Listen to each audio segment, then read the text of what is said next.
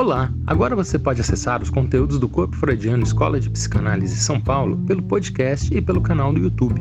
Você pode ver também os vídeos de encontros, aulas, debates em nosso Facebook. Para maiores informações, siga a gente no Facebook Corpo Freudiano São Paulo. Seja bem-vindo e bom proveito!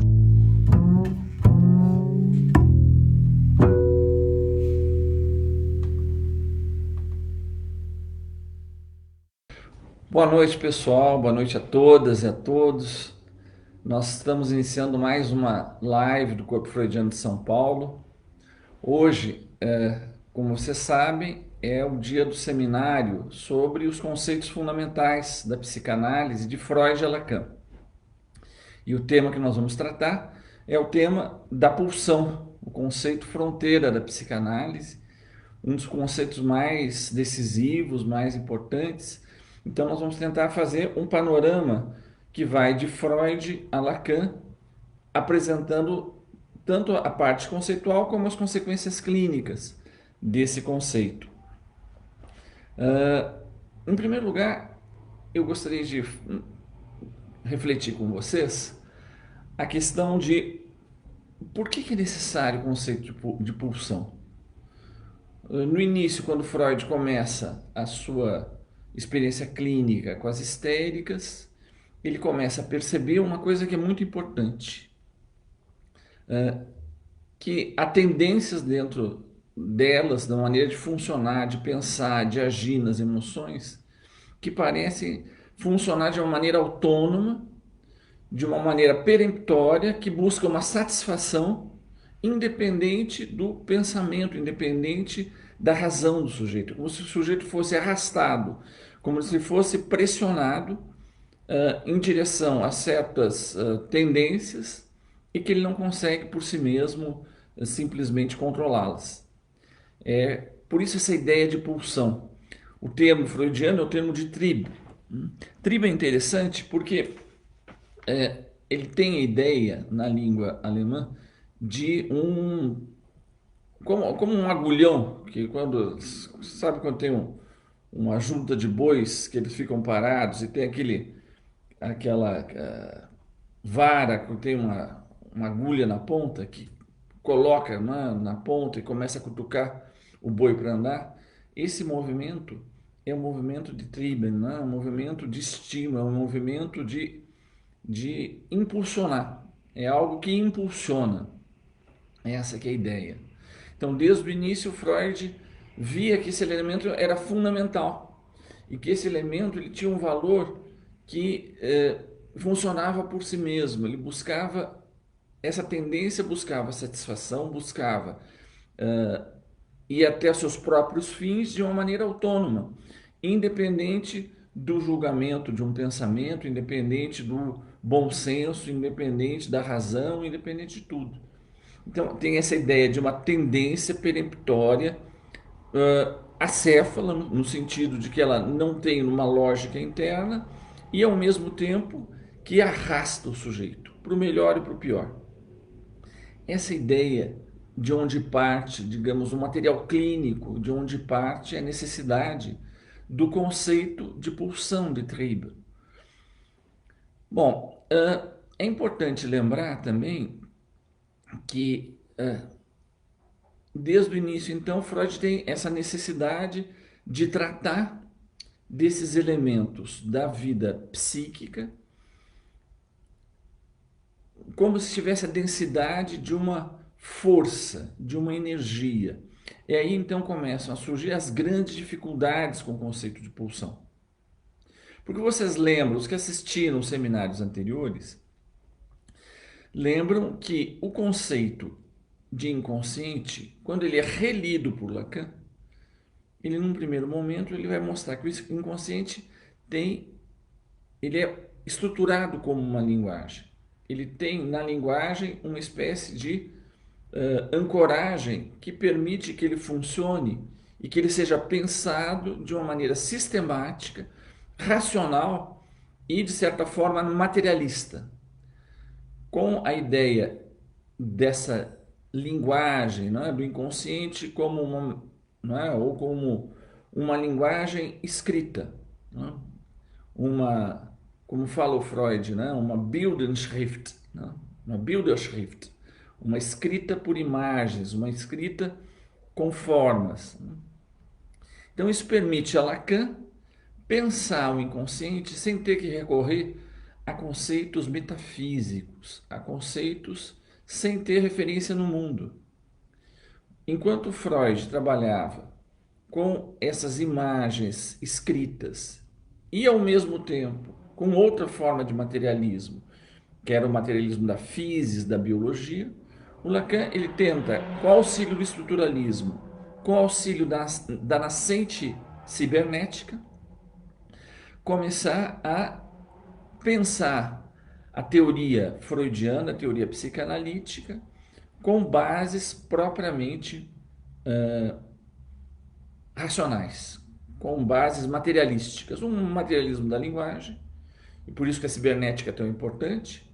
Não é? Com a cibernética a gente vê como dispositivos lógico-formais podem se organizar em programas que modificam o mundo, interferem concretamente a materialidade do mundo. Ou o materialismo da física. Com a pulsão, desde o início, tem uma dificuldade muito grande. É como tratar da pulsão sem recorrer a metáforas, como tratar a pulsão em uma lógica não metafísica, uma lógica que não precise recorrer a ideias como uma psique enquanto alma, enquanto espírito, enquanto mente, ou seja, entidades que só funcionam abstratamente e que quando a gente tenta pensá-las concretamente do que se trata, a gente não consegue exprimir.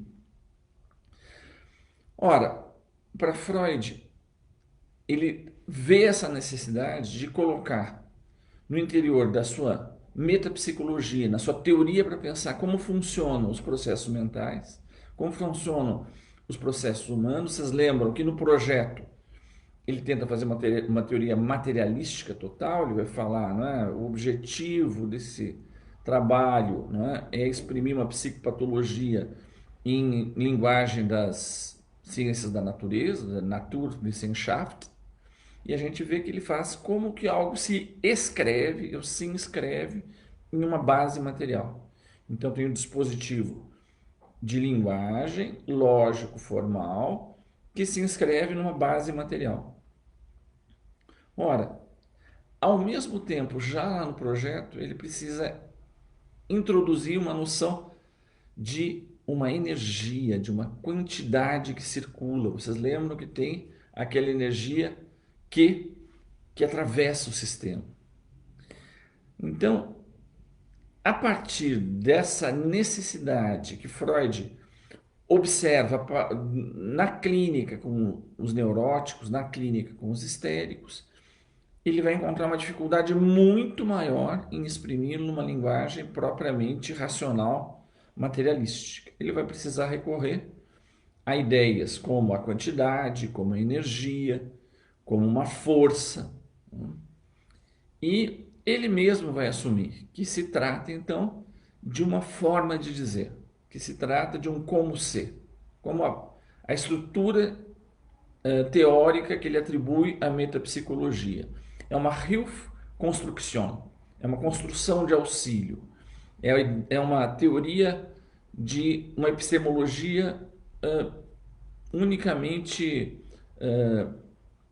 de um suporte linguístico que permita dar forma e se tratar de questões que de outra maneira não seriam expressas, passíveis de serem tratadas teoricamente.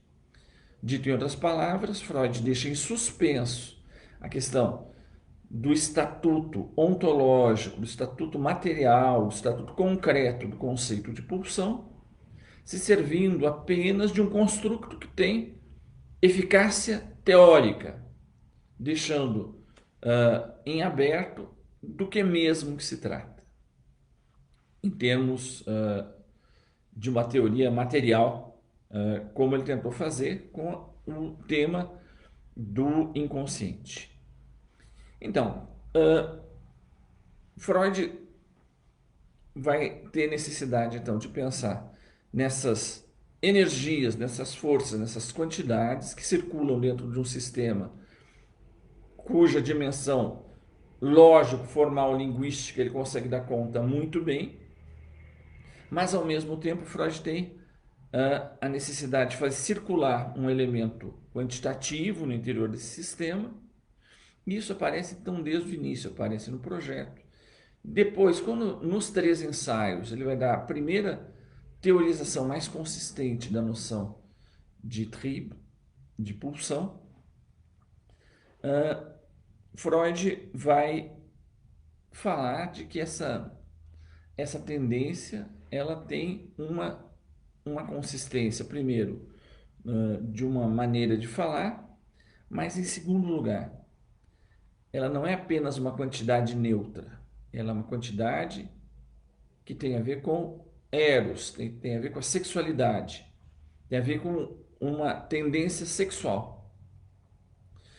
E vai ser muito fácil de intuir o caráter sexual da tendência, mas difícil de expressá-lo em termos teóricos. Por que precisa ser uma tendência erótica, essa que circula, e por que é essa que interessa para a psicanálise quando ela tenta dar conta do funcionamento mental humano?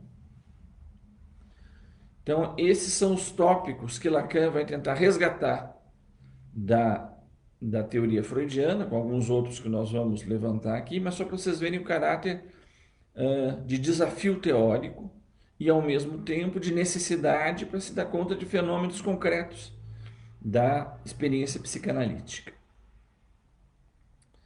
Então, essa ideia de tribo, ela se refere a algo que pressiona, a algo que impulsiona, algo que tem um ímpeto, que tem uma força. Ou seja, vai falar desse caráter econômico que Freud vai tentar incluir na sua metapsicologia. Trata-se, então, de uma tendência, mas que Freud, desde o início, ele tenta deixar claro que não se trata de uma tendência instintual, não se trata de um mecanismo pré-formado que o sujeito herda pela sua herança biológica. Pelo contrário, isso vai se instituir em seres de linguagem. A pulsão se coloca como um desafio teórico para se poder elucidar certas tendências de seres marcados pela linguagem. E vai ser no interior dessa relação com a linguagem que Freud vai tentar elaborar um pensamento do tribo. Ora, esse tribo ele se comporta como uma busca cega, uma satisfação, uma descarga que de alguma maneira provoca satisfação. No início, Freud pensava que essa satisfação tinha a natureza de um prazer. Depois ele vai se dar conta que é uma satisfação em si, que tem a ver com uma descarga, com ela poder completar um certo percurso, mas que não necessariamente a satisfação é de ordem do prazer, mas que pode ser de algo muito mais radical do que o próprio prazer. A marca humana, ou seja, a marca da linguagem, faz com que, na busca dessa satisfação, o sujeito tente encontrar algo de absoluto, tente encontrar uma satisfação plena, uma experiência de completude, de satisfação total e absoluta, e o que ele encontra cada vez é uma incompletude, é um resto. Vocês lembram quando a gente falava da questão das Ding no projeto de Freud, que tem a ver com aquela marca da coisa humana que introduz o sujeito no jogo humano, que introduz o sujeito no contato com o outro e no campo da linguagem, que vai estruturar a matriz da experiência de satisfação, que vai funcionar como uma espécie de polo atraindo tudo aquilo que pode ser satisfatório, e que os movimentos no interior do processo, no projeto, né, no processo neurológico, conduziria às descargas, que encontra sempre uma incompletude, uma ausência. Apenas alguns elementos ligados a das Ding são reencontrados e os outros não são. Ou seja, toda experiência de satisfação ela é sempre parcial e toda a tendência do sujeito, no momento que ela se satisfaz, ela também se revela como insatisfação. Toda satisfação é também a descoberta da incompletude. É um reafirmar da satisfação como apenas o campo do possível e não do campo absoluto, do absoluto, e que faz esse caráter paradoxal da satisfação. Ela, ao mesmo tempo, realização e, ao mesmo tempo, renovação da falta.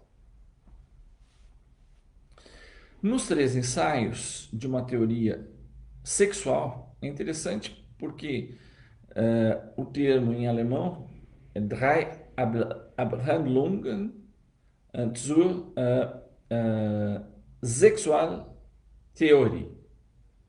Sexualtheorie. Ele poderia ter utilizado, né, o termo de sexualidade, porque existe no alemão Sexualität. Ele não usa Sexualität, termo que quando ele quer falar de sexualidade, ele coloca expressamente Sexualität. Mas aqui ele não fala de sexualidade, ele fala de sexual. O que deixa uma margem de que não é apenas uma teoria que se refere, que tem por objeto a sexualidade, mas a ideia de que a própria teoria, o próprio teorizar pode ter um caráter sexual, como, por exemplo, a teoria sexual infantil, que Freud vai utilizar o mesmo termo de Sexualtheorie, infantil Sexualtheorie. Então é bem interessante que ele dá um caráter de que a própria teoria, o próprio teorizar está embutido do sexual que ele tenta dar conta. Muito bem. Então, como você sabe, Freud vai partindo dessas experiências, esse grande momento teórico dos três ensaios, depois nos seus artigos da metapsicologia, em especial Triebe und Triebe Schicksale, pulsões e destino das pulsões, Freud vai dar uma consistência teórica mais amarrada a essa questão que ele tenta elucidar com a noção de tribo. Ele vai dizer então que a tribo tem 4 elementos fundamentais, ela vai ter um ímpeto, vai ter uma força, vai ter uma drang. Esse ímpeto, ele parte de uma fonte, uma Quelle, em busca de um objeto, de um object, através do qual ele vai tentar uma satisfação. Ele vai tentar realizar um objetivo, um Ziel. Então, são 4 elementos que são compostos, mas eles são compostos não de uma maneira necessariamente racional entre eles. Eles têm uma maneira articulada, mas não com uma necessidade lógica entre eles. A fonte parte do próprio corpo, então é algo que engaja o sujeito nessa malha em que a linguagem atravessa o seu corpo, de modo que quando ele se dirige em busca da sua satisfação, do seu Ziel, do seu objetivo, ele vai em busca de um objeto que realizaria esse objetivo com uma quantidade, com um ímpeto, com uma drang. A drang sozinha, a tendência sozinha, não esgota a natureza da pulsão para Freud. Ela depende desses 4 elementos. Um aspecto importante, então, é que Freud vai tratar claramente da pulsão chamando de um Grundbegriff, um conceito de base, um conceito de chão, conceito fundamental. Mas, ao mesmo tempo, esse Grundbegriff tem uma consistência, diz Freud, mítica. É uma convenção, é uma ficção que permite pensar, uma ficção necessária. E é por isso que ele se permite esses arroubos especulativos com a tribo, porque ele diz, olha, o que eu preciso é poder elucidar, colocar num campo de linguagem um assentamento que eu possa operar com esses fenômenos que brotam da experiência analítica.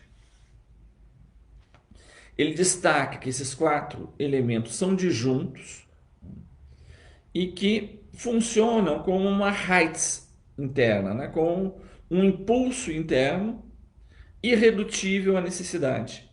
Ele justamente é a marca humana, é a marca da linguagem que faz que ele não seja mais redutível à necessidade. Na hora que ele se lança, né, que uma pulsão oral, por exemplo, que partindo de uma fonte oral faz com que o bebê se lance, que haja uma tendência que brota dentro dele, com um ímpeto em direção a um objeto, o que ele busca não é apenas o leite. Ele busca uma satisfação que tem a ver com todo o campo da linguagem. Tem a ver com o absoluto, tem a ver com o outro, tem a ver com a prova de amor, tem a ver com uma resposta à demanda do outro. E é nesse sentido que a pulsão cega, mas marcada, só ocorre em seres de linguagem. O que ela encontra a cada vez é uma busca de algo que ela não encontra. Ela faz um circuito naquele caminho e ao fazer esse circuito o que ela deixa é um buraco no centro. E esse buraco, ele tem, esse é o local onde seria colocado o objeto. Mas o objeto ali não funciona nunca como uma satisfação absoluta da pulsão. Tem o objeto do mundo que ele pode se sustentar esse circuito da pulsão, mas o objeto que ela busca nunca é o objeto que ela tem ali disponível. Porque o que ela busca no objeto é algo de caráter total, de caráter absoluto, de uma satisfação sem resto. E o que ele encontra nesse percurso é sempre um buraco, lugar do resto. E é por isso, então, justamente por ser algo da incompletude do humano marcado pela linguagem no próprio corpo, que busca de uma maneira impetuosa sua realização como satisfação absoluta, que ela não é algo que se satisfaça com os objetos do mundo. Ela é o que o Freud diz, eine Konstantkraft, uma força constante. Ela não se satisfaz, ela continua insistindo a cada etapa. A satisfação da pulsão, a Befriedigung da pulsão, né, o seu caráter de satisfação, ele pode se satisfazer de diferentes maneiras. Uma das maneiras pelas quais ela pode satisfazer, por exemplo, é com a sublimação. E a sublimação é muito interessante, porque ela se destaca completamente do objeto que seria o suporte corporal erótico da realização da pulsão e se transformando então numa forma de satisfação que ela é inibida quanto ao seu objetivo, mas sem recalcamento.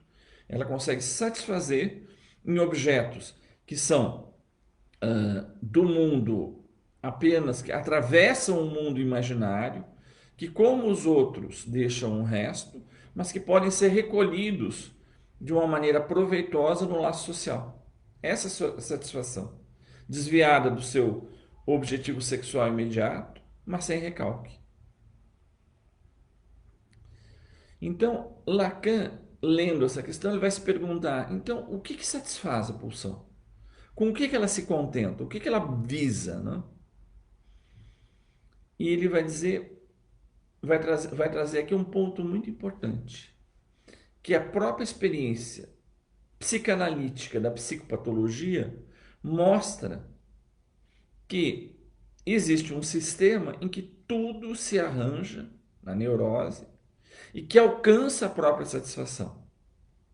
Ou seja, mesmo na neurose, no sintoma neurótico ou nos sintomas iniciais da experiência freudiana da histérica, que gozava, por exemplo, com seus sintomas conversivos ou dissociativos, a colocação na experiência simbólica do corpo, uma forma disfarçada de se satisfazer de uma tendência erótica insuportável para ela. Vocês lembram que a gente falava da outra vez que o sintoma histérico foi a melhor negociação que aquele sujeito conseguiu de obter uma satisfação erótica que está marcada do impossível, do proibido, do insuportável para ele. Então, Freud, no final dos estudos sobre a histeria, ele vai dizer que a histérica se satisfaça de uma maneira por contrabando, isso em si mesmo é uma questão apenas subjetiva, uma questão, enfim, de gosto, é uma questão. Por que não? Em última instância, por que não? Vai levar em conta, né, o preço que ela vai pagar. Então, ele vai dizer que a única coisa que justifica a intervenção analítica não é porque ela goze dessa maneira de contrabando, é que o preço que aquele sujeito paga para um tipo de satisfação erótica que ele não consegue obter dessa forma, de outra forma, é um preço caríssimo. É quando esse preço não vale mais a pena e o sujeito fica prisioneiro de uma forma repetitiva de se satisfazer, de buscar a sua satisfação, de gozar, é isso que justifica moralmente a intervenção analítica. Ou seja, na neurose o objetivo é alcançado, mas o sujeito tem um custo excessivo para obter a sua satisfação pulsional. E essa então é a única justificativa da intervenção do psicanalista. Ou seja, tem algo de impossível que é visado não apenas na psicopatologia neurótica. O impossível é visado em todo movimento pulsional. E esse impossível, que resta como impossível, que vai se transformar num elemento organizador fundante da experiência analítica, que Lacan depois vai chamar de objeto A, que vai ser o tema dos nossos próximos encontros.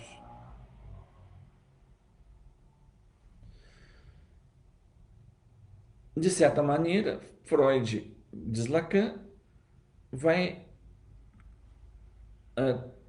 pensar aquilo que seria uma problemática do real como algo que faz obstáculo ao princípio do prazer, como aquilo que subsiste apesar da descarga, que permanece como insatisfação, que relança o processo todo. No registro pulsional oral, por exemplo, a satisfação não vem do alimento. Ela provém do objeto. No caso, o objeto imediato do bebê é o seio, que pode servir de suporte para essa experiência, que o coloca em contato com o campo do outro e o coloca em contato de uma maneira incorporada da linguagem. Nesse sentido, o que é da boca retorna à boca. E a satisfação tenta se dar no próprio plano oral. Mas como que ele visa, com a sua tendência oral, bocal, mesmo que ele encontre o seio concreto da mãe, o absoluto que ele busca naquele seio, ao mesmo tempo ele encontra algo de uma satisfação possível e, fundamentalmente, ele encontra algo que fracassa nessa busca. Esse elemento que permanece real, irredutível à satisfação possível, Lacan vai colocar como um elemento importante da sua álgebra, que ele vai chamar objeto A. Então, é nesse sentido que o objeto, nessa esquadrinhamento, nessa máquina, nesse ser compósito, que é uma pulsão, como dizia Lacan lendo Freud, o objeto é o elemento que ele é o mais dispensável de todos, ele é o menos fixo. Em todas as circunstâncias, o objeto concreto pode funcionar como suporte para aquilo que a tendência busca, mas ao mesmo tempo o objeto que vai se colocar como resultante disso tudo, que tem consistência apenas lógica, algébrica, é aquilo que ele não encontra. Então é nesse sentido que o seio pode funcionar como objeto A. Não o seio que ele encontra e que ele pode mamar, mas aquilo que ele, ao buscar no seio, não consegue completar-se de satisfação. Então é nesse sentido que a pulsão contorna o objeto A. É nesse movimento de buscar algo, não conseguir e tentar voltar à boca com aquilo que ele pôde aprender, mas o que sobra é um resto, que vai se colocar essa dialética de um real que permanece apesar de todas as satisfações possíveis.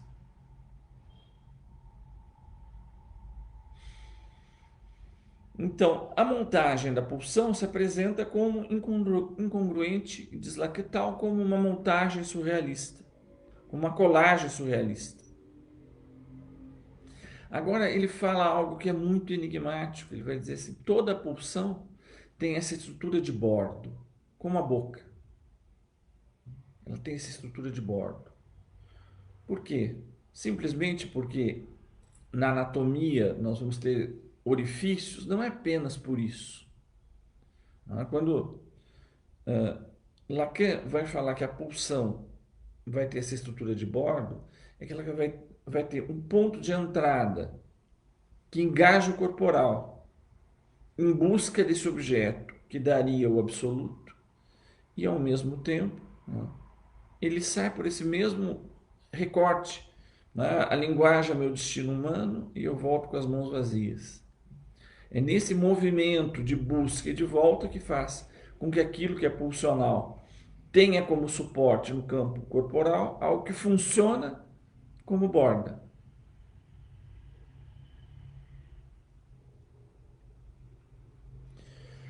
Muito bem. Um outro elemento, então, importante da teoria da pulsão e que vai aparecer na leitura que Lacan faz de Freud é que, quando Freud escreve Pulsão e Destino das Pulsões, ele realiza ali, na verdade, uma espécie de desmontagem da pulsão. Vocês lembram que nós partimos da ideia que a noção de pulsão, o conceito de pulsão, ele praticamente se impõe à experiência analítica. Ele é difícil de tratar como consistência ontológica, mas ele se impõe como uma necessidade lógica para dar conta desses elementos. Freud faz a desmontagem da pulsão, ele mostra que esses 4 elementos, eles se agrupam por questões contingenciais, que eles vão ter esse tipo de... Uma fonte tem uma certa intensidade na busca de um objeto que pode ser qualquer um, que sob diferentes modalidades de relação com esse objeto, ele pode encontrar satisfação. Ele pode ter, por exemplo, modalidades ativas ou passivas. Ele pode ter satisfação da pulsão, tanto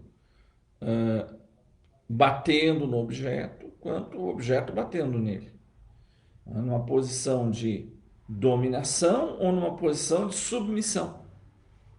Ou seja, mesmo a modalidade pela qual o sujeito encontra satisfação, ela é variável.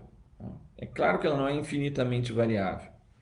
Em um certo momento, no sujeito vai se sedimentar modalidades preferenciais de organização disso.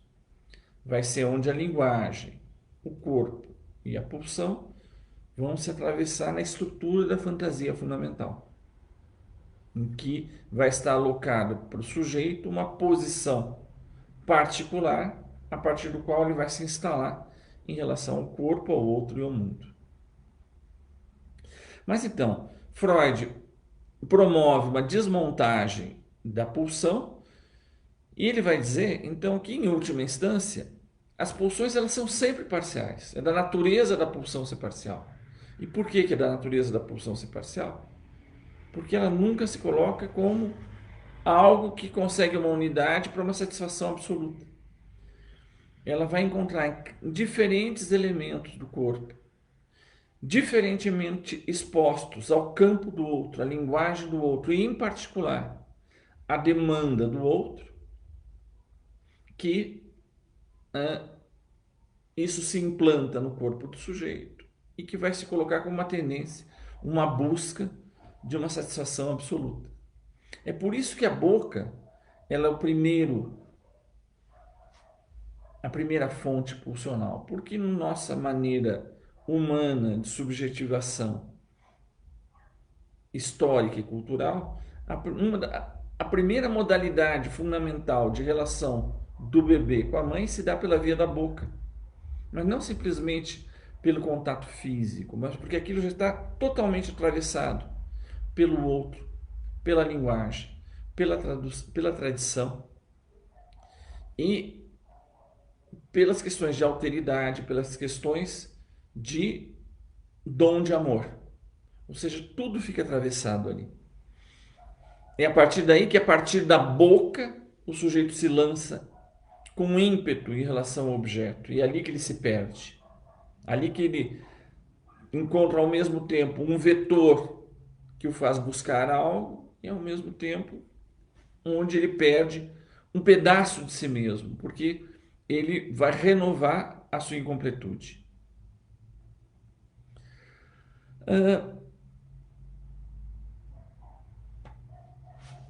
A questão anal, né? Num outro momento, a questão da demanda do outro, a relação da criança com o outro, a relação da criança com o próprio corpo, com o corpo do outro, vai estar atravessado pelos códigos da linguagem e pela implantação da linguagem, não só no próprio corpo, no corpo do outro e no corpo social, que vai obrigar a criança a uma negociação das fezes, uma negociação entre o prazer da evacuação e as condições que podem ser valorizadas, supostamente, né, valorizadas pelo outro. Ou seja, tem toda uma negociação de dom de amor, de reconhecimento de amor, mas também de capacidade da criança de frustrar o outro, de se vingar do outro, de controlar o outro, ou de se sentir ameaçado pelo outro.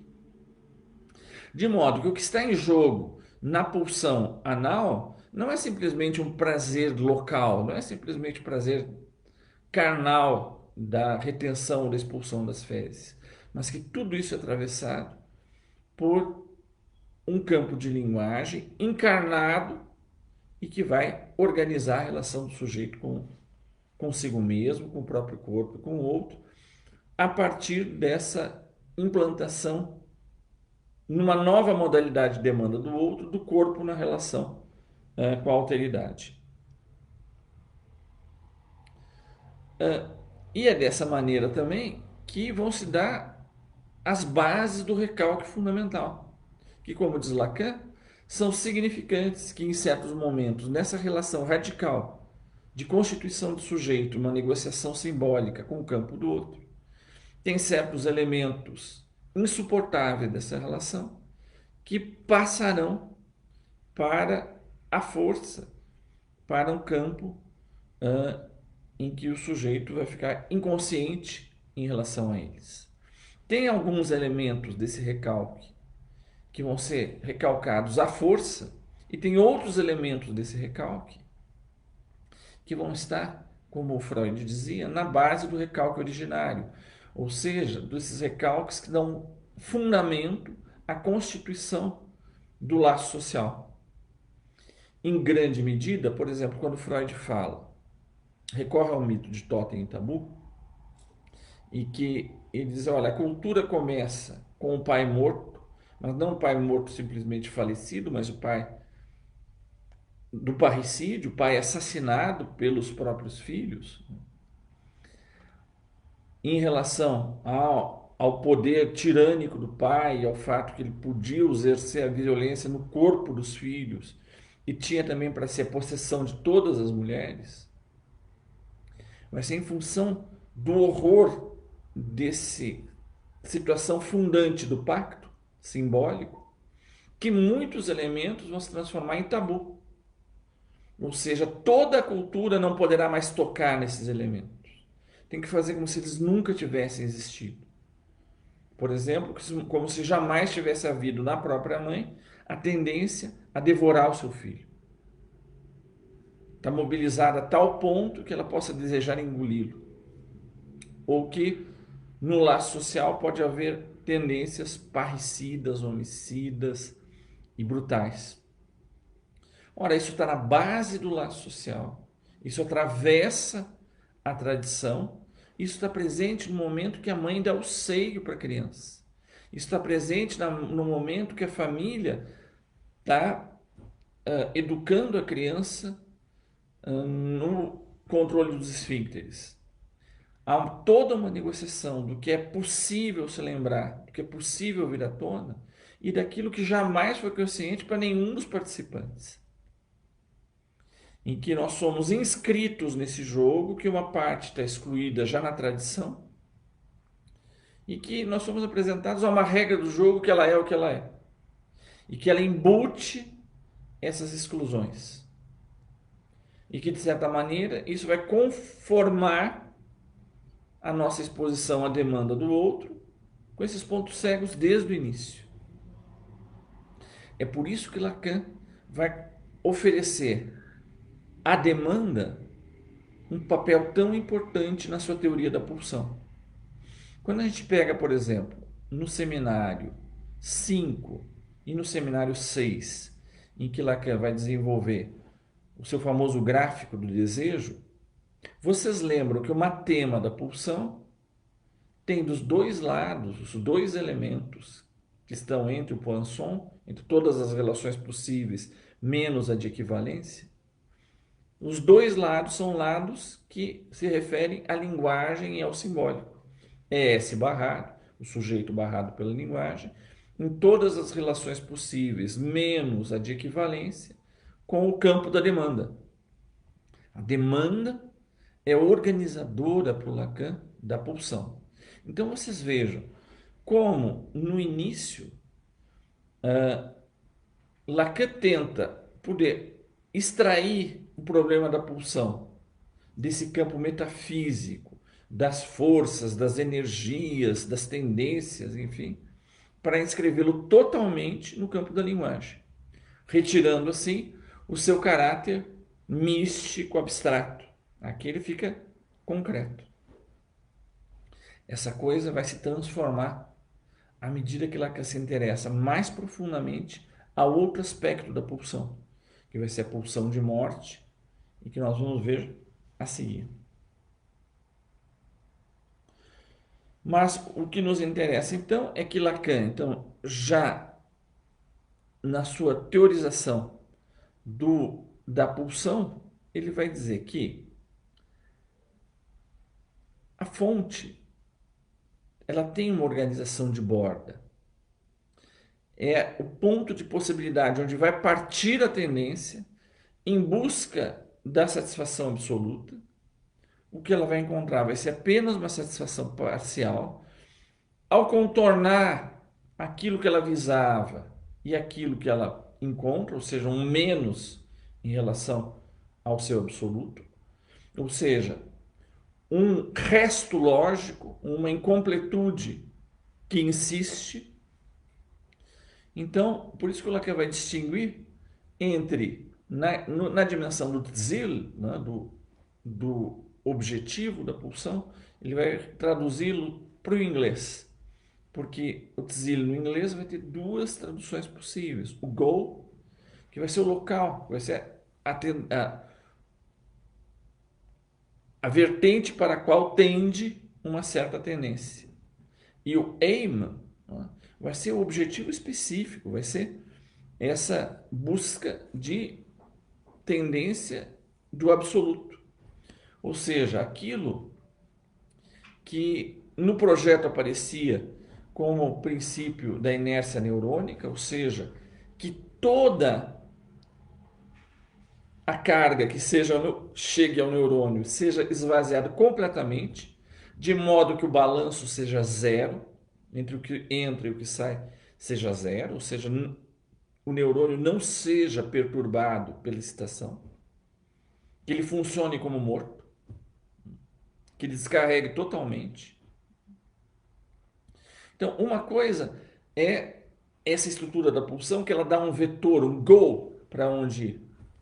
Algo que aparece como a cenoura, que faz com que o burro vá atrás, que é ali que eu vou encontrar a minha satisfação. Eu vou comer essa cenourinha, eu vou saciar minha fome para sempre. Ele pode passar uma vida correndo atrás da cenoura. Se um dia ele come a cenoura, ele vai ver que não era tudo aquilo.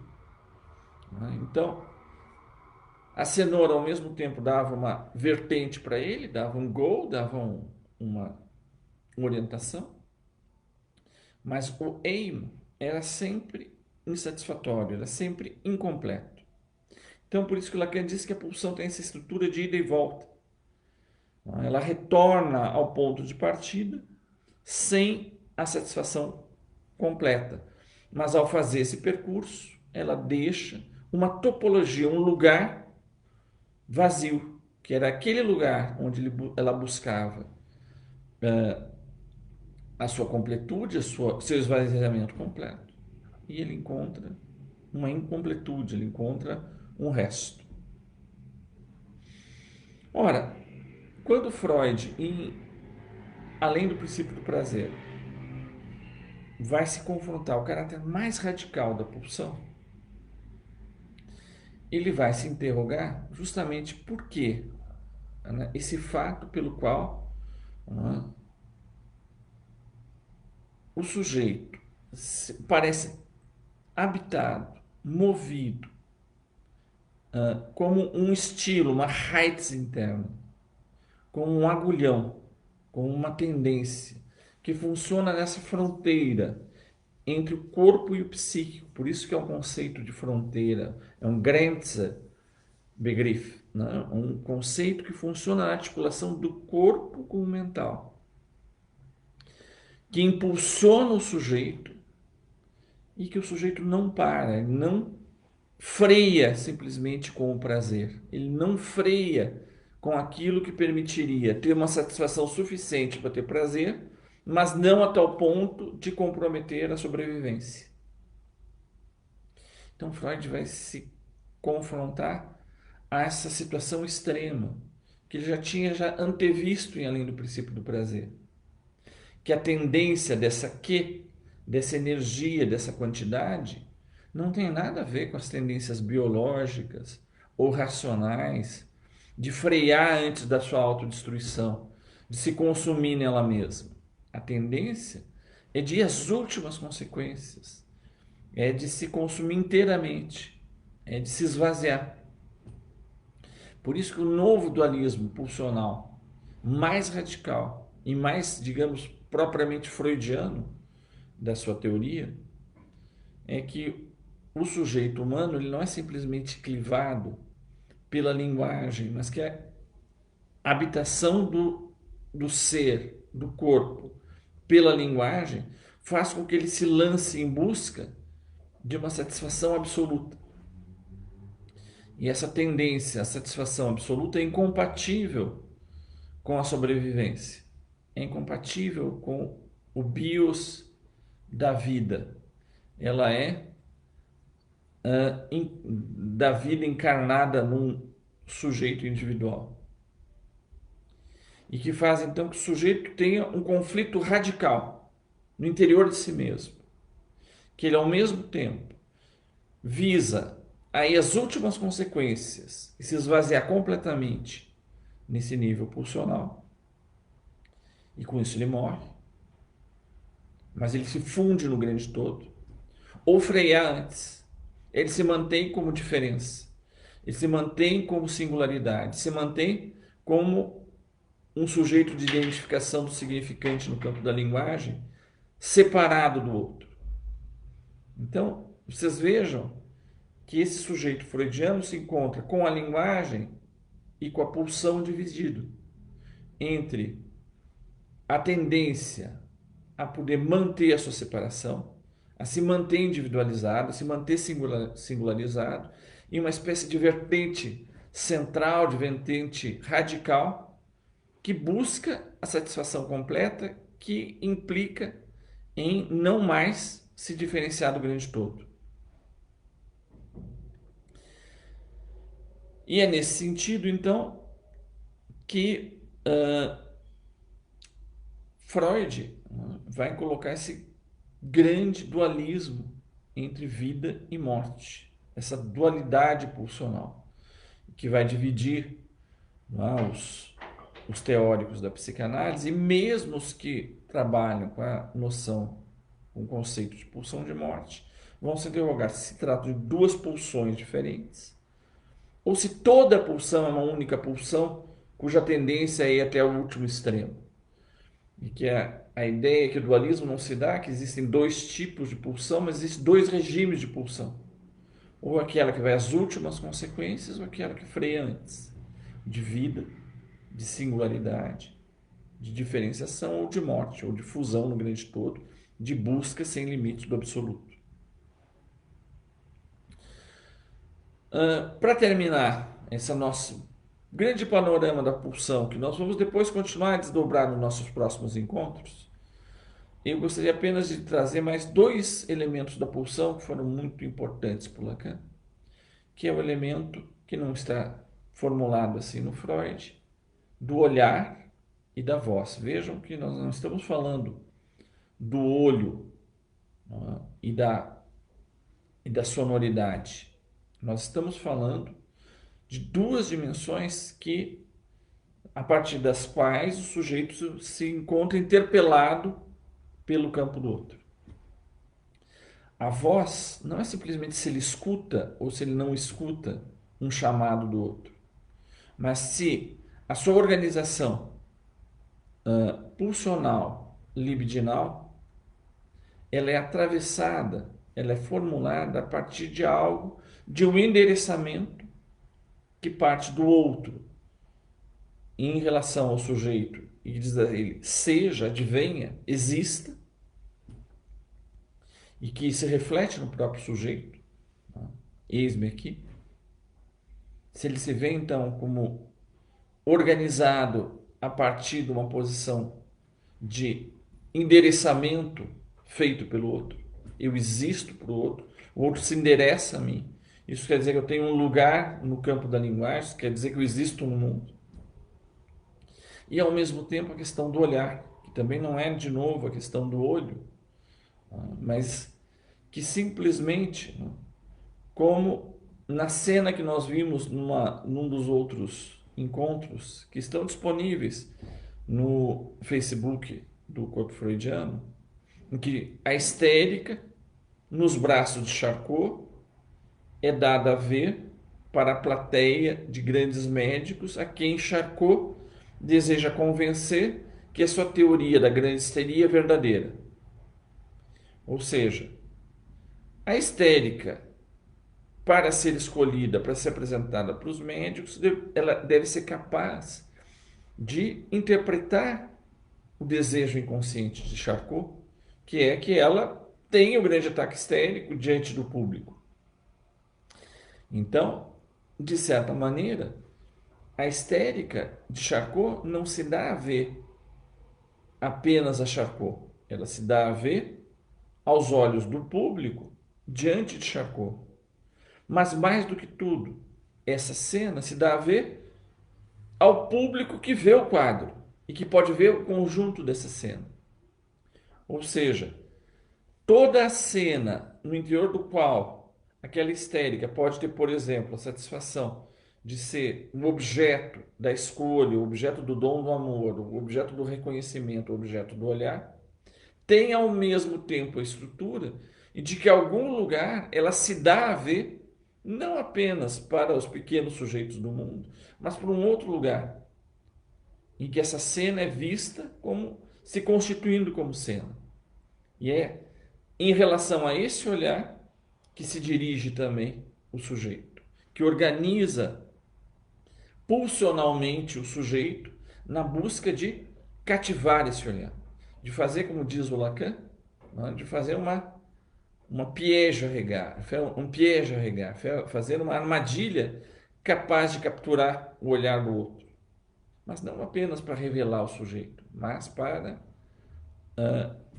aplacar essa experiência de Big Brother perpétuo que o sujeito de linguagem tem, de estar sempre exposto a um olhar do outro. Ora, ele só sobrevive, ele só suporta esse olhar se esse olhar for destituído de substância. se ele entende em algum instante que, em última instância, não existe esse grande outro, que ele é castrado. E é só na psicose que esse grande outro tem consistência, em que o sujeito concretamente se vê olhado, escutado por um sujeito que o observa a partir de todos os lugares. Então vocês vejam como isso vai organizar a própria busca de satisfação pulsional nesses sujeitos, nos sujeitos em geral. Então eu vou concluir por aqui e vou já anunciar que os nossos próximos encontros, daqui a 15 dias, nós vamos falar da pulsão na sua relação com a demanda e com o desejo. E na seguinte, nós vamos articular com o gozo e o objeto A. Esses elementos, eles naturalmente, um dialoga com o outro, eles participam de todo um mesmo campo conceitual. Então, a nossa separação vai ser apenas didática e eles vão se atravessar no que nós vamos falar nos próximos encontros. Mas vocês estão convidados desde agora a, em 15 dias, conversarmos sobre a dialética da demanda e do desejo.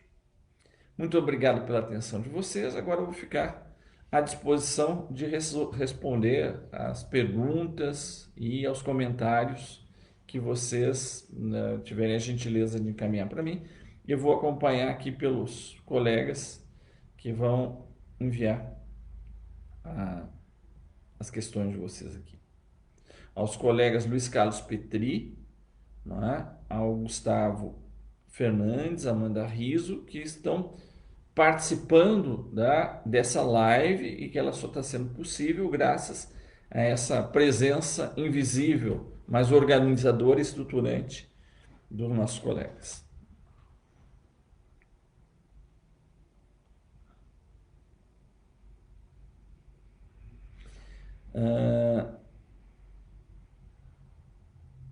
Aqui o Petri justamente já fez um comentário dizendo que ele achou apropriado essa questão da demanda ser organizadora da pulsão.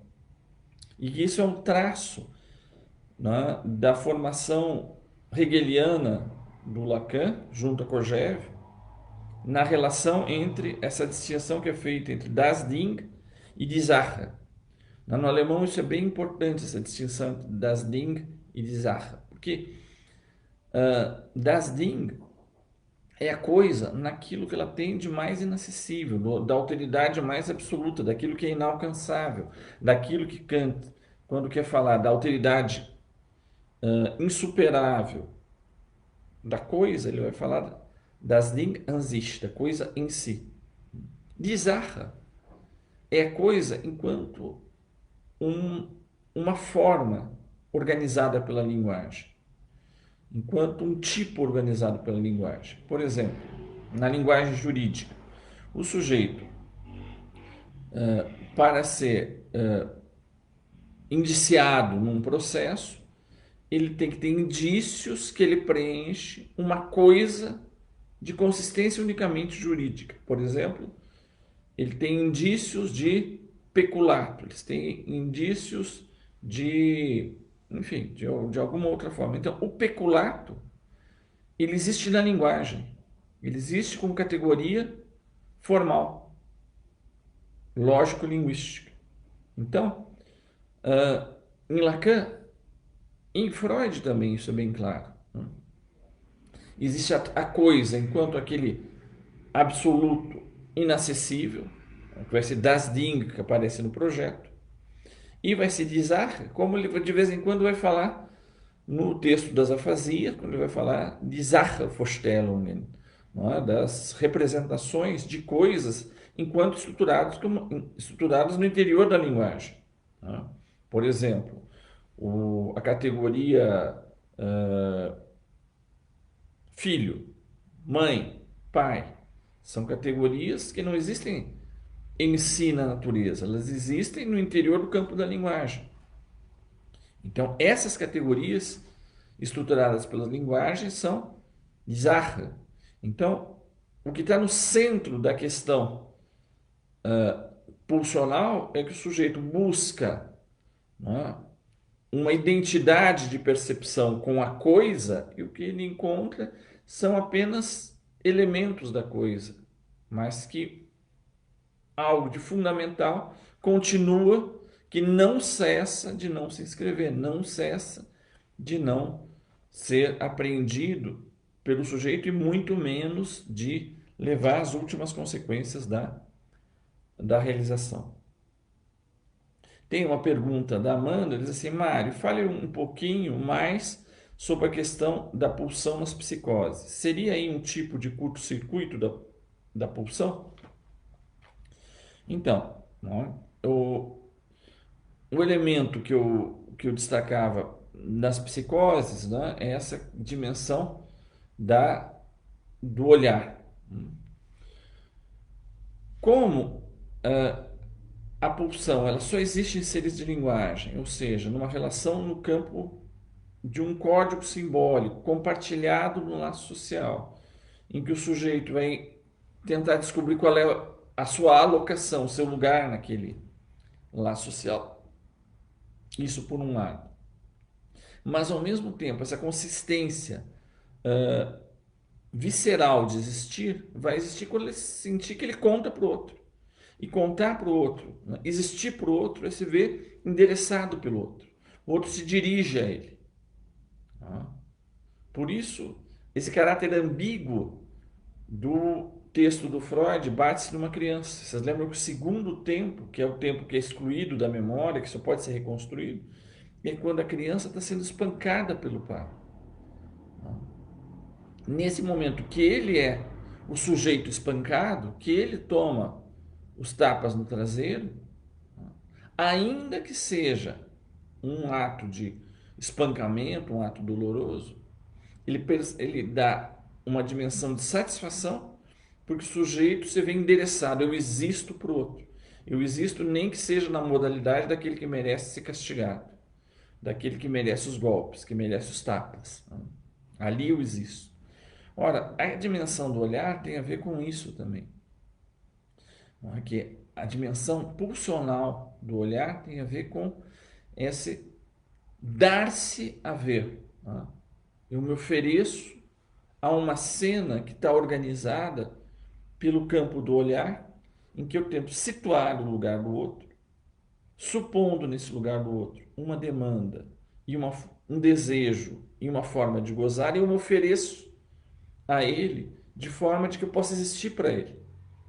Mas, ao mesmo tempo, isso só é suportável para um sujeito de linguagem se essa estrutura, que ao mesmo tempo vai instalá-lo no mundo, não tem consistência. Porque se ela persiste como suporte de que em algum lugar eu estou sendo visto de fato por um ser consistente que está me vigiando o tempo todo, não vou ter experiência da psicose. Né? Daquele sujeito que se vê sendo visto, ou da voz, né? Que ele escuta a voz, ele não é simplesmente um endereçamento, né? É algo que tem consistência, o outro existe, o outro fala e está falando comigo, ou eles estão conversando entre eles sobre mim. Então tem ao mesmo tempo essa dimensão, né, da consistência do outro e da referência a mim. Então essa é uma das questões fundamentais da experiência psicótica, é que o eu se transforma numa espécie de uma referência absoluta. Tudo se refere a mim. É a diferença que existe entre você. Como é que é? Tem um bairro de tal cidade que é muito perigoso. Bom, ele de fato é muito perigoso. Mas quando o sujeito só consegue ver que ele é muito perigoso porque tem um complô contra mim sempre em todos os bairros, aí você vê a consistência ao mesmo tempo da existência do outro, mas que a referência sou eu. Então vocês vejam como a questão da referência ela é fundamental na organização da experiência de consistir, de ser. Ela tem que ter essa experiência de ser, tem a ver com uma atribuição de um traço reconhecido na linguagem que me instala como participando do jogo, mas algo de erótico e de algo fundamental que vai marcar o sujeito com essa consistência de que eu participo do desejo, da demanda e do gozo do outro. Então, na psicose, isso perde essa castração do outro que invade, né? Bom, a Andrea Rocha, ela pede para relacionar um pouco mais a questão da pulsão e sublimação. Então, também é importante porque na pulsão, bom, tem esse caráter erótico, sexual. Tá? Por que erótico sexual? Porque ela tende a uma satisfação que engaja o corpo habitado pela linguagem, ou seja, habitado pelo outro, habitado pelo simbólico, habitado pela tradição, habitado pelo laço social. No caráter direto da pulsão, engaja o meu corpo na busca de um objeto que também é corporal, ou do objeto que existe no mundo, concretamente, ou que tenha algum tipo de consistência, no qual eu vou tentar obter a satisfação para a tendência, para a drang. Não? Na sublimação, isso Freud mostra bem, o caráter sexual, ele se mantém. Não? O sujeito pode... Ela não é simplesmente uma satisfação em que a pulsão é destituída do seu caráter erótico. É que esse caráter erótico, ele se dissolve num objetivo que tem uma possibilidade de transcendência do próprio campo do laço social, de uma validação no mundo simbólico compartilhado com os outros. Então, eu arranco a satisfação desses objetos mundanos, que podem ser corporais ou não, para colocá-los em outro tipo de realização que tem a ver com dimensões valorativas, dimensões éticas, dimensões simbólicas que são valorizadas culturalmente e que não destituem a tendência erótica da pulsão, mas que fazem com que ela circule de uma maneira socializada, de uma maneira em que o que está em primeiro lugar é esse caráter ético de um valor compartilhado culturalmente, socialmente. A Maria das Graças del Corso, nossa colega do corpo, gostaria de ouvir mais sobre a diferença entre satisfação e prazer, uma vez que são muito próximas. Então, eu te agradeço, que essa questão é muito importante, Graça.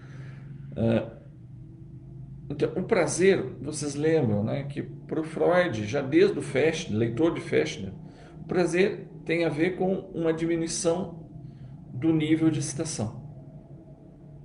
Cada vez que o sistema acumula excitação, ela é experimentada subjetivamente como desprazer.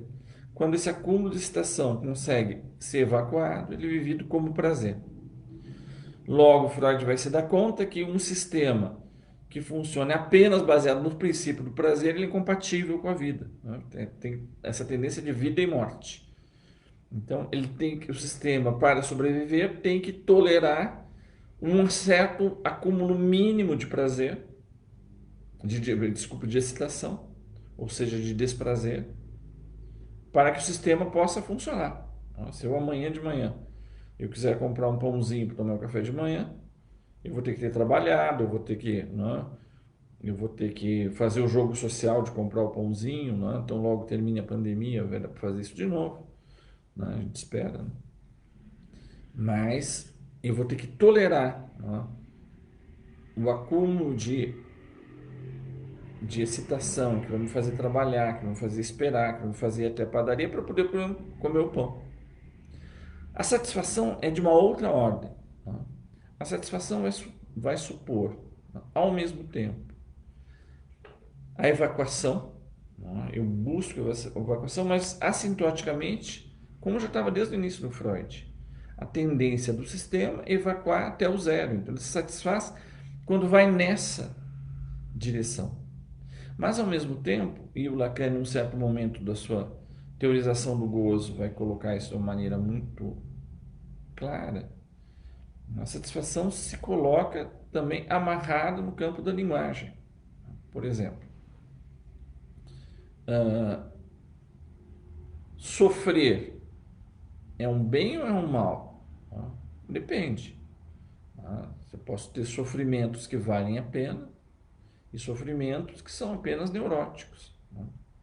Por exemplo, se eu me sinto indignado com uma certa situação política e social e saio para a rua para manifestar, porque eu não tolero, a ruptura de certos valores democráticos, ou de uma certa postura obscena das relações sociais. Então, eu me exponho, por exemplo, a uma manifestação pública, a uma manifestação, aos riscos que isso tem, posso sofrer.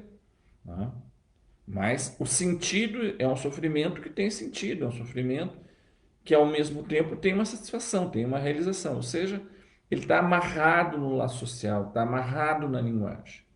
Tem uma outra dimensão da satisfação que simplesmente tem a ver com romper com isso tudo e que vai às últimas consequências. Eu posso, por exemplo, curtir uma satisfação que é me dada por uma droga,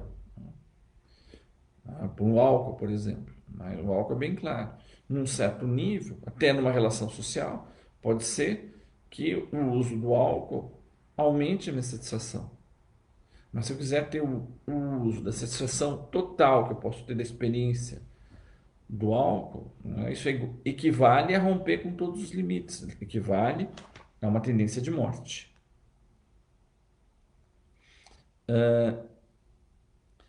A Raquel Eisenberg pergunta como diferenciar destrutividade e pulsão de morte. Então, essa é uma grande questão do Freud. Mesmo por Freud, de vez em quando ele associa pulsão de morte e destrutividade,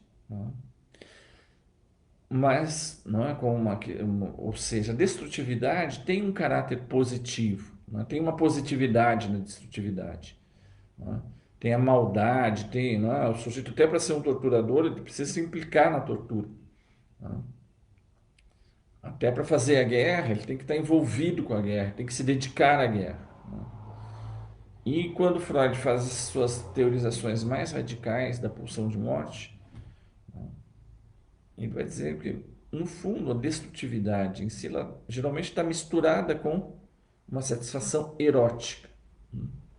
E que aquilo da destrutividade, que de fato tem a ver com a pulsão de morte, é algo que não aparece como positividade, mas aquilo assintótico que ela visa. Ela visa o pó, ela visa o nada, ela visa a destruição de todos os limites, ela visa a fusão, ela visa a ruptura de todas as separações. É esse caráter que ele chama de silencioso, é esse caráter que ele chama desse silêncio absoluto. É interessante que o Hamlet termina dizendo assim, o resto é silêncio, depois da morte do Hamlet. O Márcio Vinícius. Nessa perspectiva, a psicose se alicerça com uma falha num dos tempos da pulsão escópica? Eu diria que sim. Porque um tempo necessário é que, ao mesmo tempo, que o sujeito precisa se ver visto em algum momento. Não necessariamente visto pelo olho, mas tomado em consideração como um objeto, uma posição em que ele se vê reconhecido tanto como existindo concretamente e numa posição de suposição de sujeito. Quando uma mãe conversa com seu bebê, ela faz uma aposta. Se ela fosse racional, simplesmente, ela não conversaria com seu bebê, porque ela sabe que o seu bebê não está entendendo. Então, por que eu vou perder meu tempo falando com esse ignorante que não fala e que não entende? Não, ela fala com ele, já atribuindo de antemão algo que é fundante do sujeito. O sujeito só se constitui lá onde ele é suposto. Entende? Então, esse foco em que há uma suposição de saber é um núcleo que pode dar para esse sujeito a experiência de existir em alguma parte. Em primeiro lugar, existir tem a ver com contar para o outro. Eu sou levado em conta pelo outro, sou endereçado pelo outro. Então tem esse elemento. Mas, ao mesmo tempo, esse outro, em algum momento da organização da pulsão escópica, ele tem que ser destituído da sua consistência. Ele é apenas um lugar lógico, não é? Que num certo momento foi a minha mãe, meu pai, alguém que encarnou esse outro no mundo, não é? Mas em última instância, eu preciso descobrir que em algum momento algo me colocou numa posição de uma dívida simbólica, eu existo porque alguém me supôs como sujeito e me introduziu no campo da linguagem, mas ao mesmo tempo isso é ninguém. Não é? De Niemands Rosa, uma rosa de ninguém. Não é? É o poema do Paulo Celan. Não é? Em última instância, toda a existência é uma Niemands Rosa, não é? Uma rosa que a gente oferece para ninguém. A Vera Nascente pergunta: o bebê não nasce com a pulsão se inscreve, marca esse pequeno sujeito. Como a pulsão marca esse corpo pela primeira vez? É a repetição do circuito pulsional que cria um buraco, e esse buraco é o real em Lacan? Muito interessante aqui a tua questão. Ela tem vários elementos, né? Ela pergunta ao mesmo tempo, né? Ela afirma, né? O bebê não nasce com a pulsão, ela se inscreve, ela marca esse pequeno sujeito. Bom, foi o que eu tentei transmitir. Ela não é algo simplesmente que nasce, ela nasce porque o sujeito está atravessado pela linguagem, né? Pelo campo do outro, no seu corpo. É dali que brota a problemática da pulsão. Ela diz em seguida: como a pulsão marca esse corpo pela primeira vez? Então, foi o que eu tentei responder antes, né? Ela se dá concretamente. Primeiro, ela marca quando o sujeito se vê participando de um jogo em que ele é peça daquele jogo, em que ele é suposto participar daquele jogo. Ele é reconhecido como fazendo parte daquele jogo de alguma maneira enigmática. Então, aquilo vai fazer o primeiro grande jogo, que é a demanda de amor, né? Essa expectativa de que eu seja, não só exista para o outro, mas que eu possa ser alvo do amor do outro. E a repetição do circuito pulsional. Então você já vê então como pulsão de fato, Vera, a tua questão é boa, como ela embute a questão da repetição. Porque, por que ela repete? Porque ela ao mesmo tempo se lança em busca de finalmente a satisfação absoluta e que novamente fracassa. Então tem uma repetição da busca e uma repetição do fracasso. O que faz com que esse processo se relance, né, indefinidamente. Né? E é esse circuito que vai fazer, então, digamos, o circuito pulsional que vai delimitar topológica e logicamente a questão do objeto A. Não é um objeto que existe, é simplesmente aquele resto supostamente a ser preenchido na próxima tentativa, que se relança, se relança, se relança.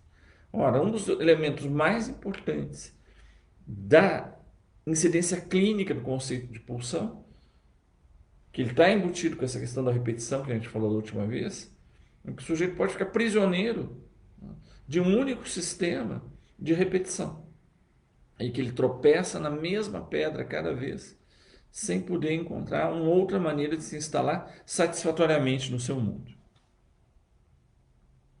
O Alan pergunta: Mário, boa noite. O Alan Meia, nosso colega lá do corpo freudiano, né? Como Freud fala de Trickschicksale, ou seja, destino da pulsão, e a noção de destino é referida à filogenética. Na noção filogenética não tem a dimensão biológica e não apenas cultural. Então, o Schicksale né, o destino é um elemento de fato central da problemática, não apenas da pulsão, mas eu diria da psicanálise em geral. Como vocês sabem, né, o Édipo Rei, né, a primeira grande estruturação trágica do pensamento freudiano, né, é uma tragédia de destino. Né. É o sujeito que não consegue escapar ao seu destino. Antes de nascer, o oráculo já havia predito, que Édipo mataria o seu pai e dormiria com a mãe. E toda a tragédia é uma tentativa continuada de escapar ao vaticínio da pitonisa, e quanto mais ele tenta escapar do seu destino, mais ele realiza o destino.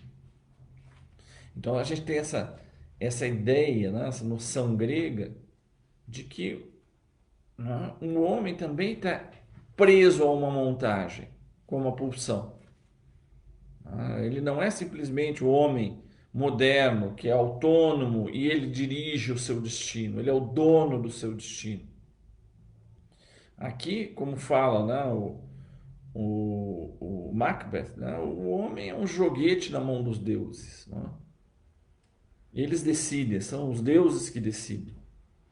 Tem até a cena no final do Macbeth que ele compara o homem como aquela mosca que as crianças se divertem de arrancar as asinhas, deixa a mosca sem asas caminhar na palma da mão, esperando qual é o momento que ela mesma vai decidir que é o fim da mosca.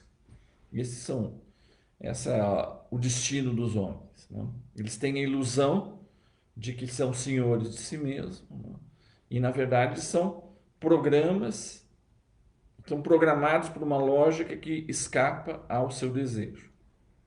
Ora, o que Freud com o umbigo dos sonhos e Lacan com a incompletude do grande outro, ele mostra que esse programa, apesar do homem estar prisioneiro desse sistema simbólico, esse próprio sistema não é um sistema completo. O próprio sistema tem um buraco. Ele mesmo, o programa não é um programa completo. Ou seja, o sujeito ao mesmo tempo tem toda uma série de determinações que se transmitem de geração em geração antes dele nascer. Por exemplo, acabei de dar o exemplo, o que é tabu, o que é pensável, o que a gente não se permite sequer pensar. Porque nós somos constituídos na nossa alma por essa moldagem que já torna insuportável certos tipos de reflexão, de certos tipos de pensamento. A gente é montado por dentro assim. Isso tem uma dimensão, mas ao mesmo tempo isso tem um caráter aberto.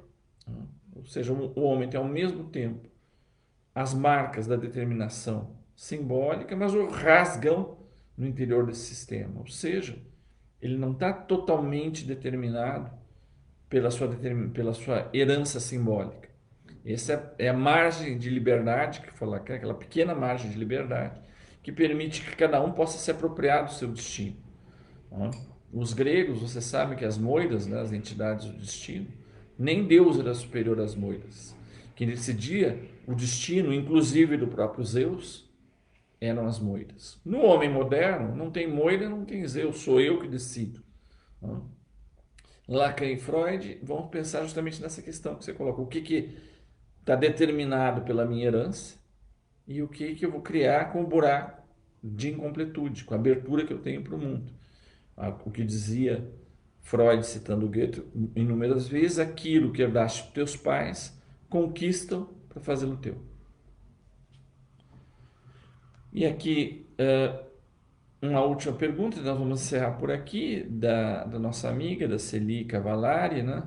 Ela diz assim: em Totem e Tabu, os tabus são mantidos pelo sistema de crenças que os legitimam. A crença também ocupa o lugar do absoluto. Qual a relação entre pulsão e crença? Então, eu não tenho certeza que eu vou te dar uma resposta que seja totalmente convincente, né? Mas talvez algumas pistas de reflexão.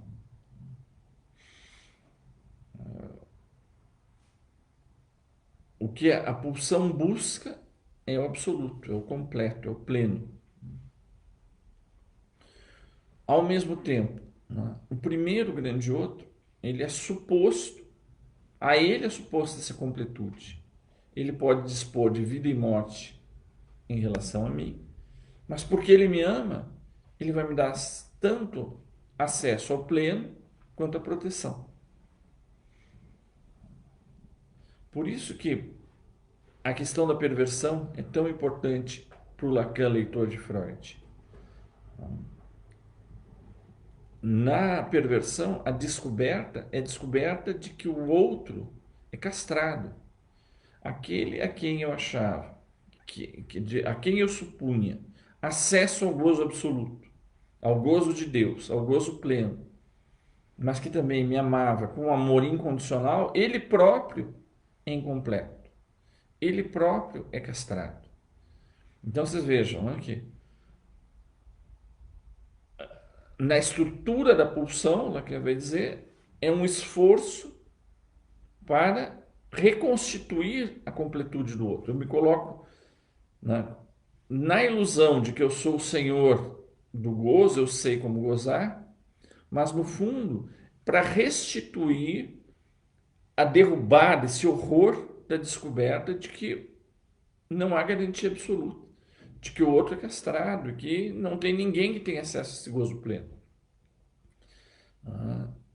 Essa ideia que vai ficar lá no, na problemática neurótica do lado homem da equação da diferenciação, da diferença sexual para Lacan, no lado homem, fica no campo da estruturação desse lado homem, tem a suposição de que pelo menos um, alguma vez, teve acesso ao gozo pleno.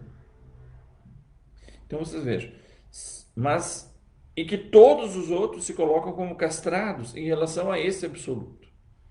Então, é como se houvesse uma busca de uma realização nesse ideal que é se constituir nessa posição do grande Messias, o não castrado, o grande todo que generaliza as possibilidades de gozo, sabendo que todos são castrados. Então, você veja como isso pode vetorizar uma tendência, desde que ela não se realize nunca, porque na hora que se ela se realiza, que ela se concretiza, né, um outro absoluto é ao mesmo tempo o outro da psicose, o outro que não deixa buracos no mundo. Então, vocês vejam essa tensão entre o destino e a castração. E nessa perspectiva, a castração é libertadora, porque é o que cria a margem de possibilidade, né? Essa margem de manobra que nos permite respirar. E você sabe todas as consequências que surgem quando um sujeito ou uma cultura se confrontam com eu não posso respirar. I can't breathe. Muito bem, gente. Muito obrigado. Um abraço a todos. Obrigado por estarem aqui. E eu convido todos vocês para as nossas próximas atividades do Corpo Freudiano, que vocês vão poder acompanhar um programa no Facebook do Corpo Freudiano. E nós nos encontramos em 15 dias para falarmos sobre as relações de demanda e desejo. Boa noite. Obrigado lá ao Petri, à Amanda, ao Gustavo, que permitiram a existência aqui dessa emissão de hoje, a todos vocês que ficaram presentes até agora, tá? Um abraço e até a próxima.